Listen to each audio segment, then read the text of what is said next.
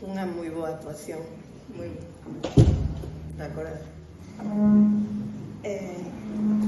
Bueno, por que estamos aquí, Antonio e máis eu? Preguntamos. É porque queremos facer unha lembranza máis persoal dun compañeiro e amigo.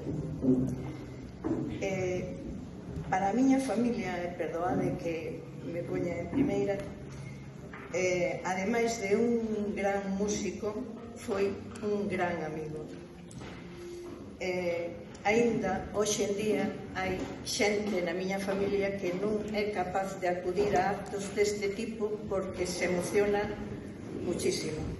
Como que quer decir que para nós sigue vivo Hernán, aparte de como músico, como amigo. Tamén teño que decir que foi quizá a última persoa que estuvo con él antes do seu pasamento, sin ser familia, quero decir, o sea, estuveron xuntos, entonces é moi emotivo para nós este acto, e quizá por eso estemos Antonio e eu aquí para recordalo un pouco desa maneira.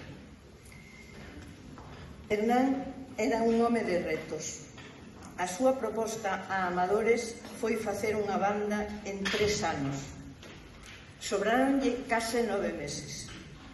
Era o profesor de cada instrumento, e o director e animador de todo o grupo. Un grupo de amigos que aínda hoxe seguimos a relacionarnos. Iso en canto á banda, e máis do proxecto da escola e o impulso á música e a bandas en toda Galiza.